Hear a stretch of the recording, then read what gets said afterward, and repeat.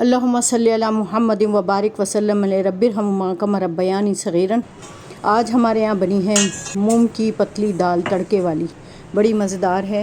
इसको किसी के साथ भी खा सकते हैं, चावल के साथ खाएं, रोटी के साथ खाएं, किसी चीज़ के साथ भी खाएं, बहुत मज़ेदार है।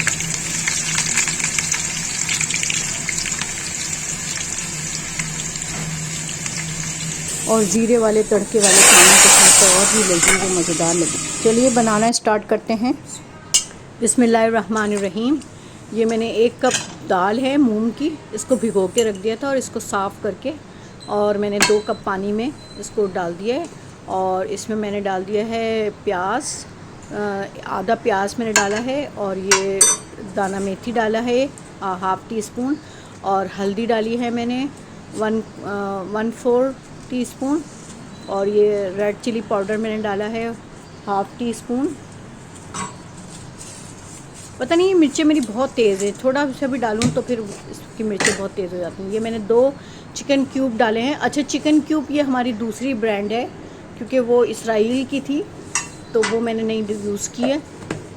और अब इसमें थोड़ा सा हल्का सा मैं नमक डालूँगी। अच्छा, 1 पैकेट डाला है, 1 पैकेट के अंदर 2 क्यूब होते हैं।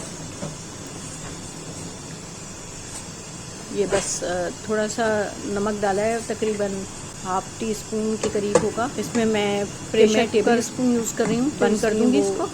और इस तरह नज़र तकरीबन 5 से 10 मिनट के अंदर ये जो है हमारी दाल तैयार हो जाएगी। अब मैं इसको, अच्छा, अब हम दूसरी साइड पे भगार के लिए इंतज़ाम कर रहे हैं। जो अनियन बचा था उसको मैंने स्लाइस कर लिया है, और 6 से 7 अदद मैंने लाल साबुत मिर्चें ली हैं, और 1 टीस्पून मैंने ज़ीरे का लिया है। अच्छा, अब ये दाल तैयार हो गई, मैंने प्रेशर खोल दिया है। अच्छा, ये थोड़ी सी गाढ़ी है तो अब हमने इसके अंदर थोड़ा पानी डालेंगे, तकरीबन एक गिलास के करीब, क्योंकि हमें पतली बनानी है दाल। तो इसमें हम तकरीबन 1 से 1.5 गिलास पानी का डालेंगे। हमने बंद कर दिया था चूल्हा, और अब हमने खोल दिया है।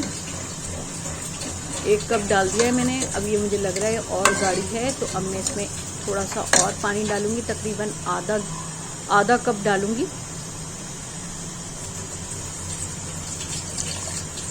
ये बस अब इतना डालेंगे, और थोड़ा सा इसको 1 से 2 बॉयल देंगे।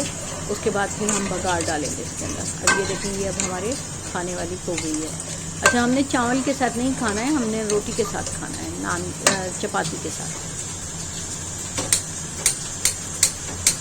अब मैं बघार का इंतज़ाम कर रही हूँ। फ्राई पैन में मैंने ऑयल लेंगे, तकरीबन 1 से 1.5 चमचा।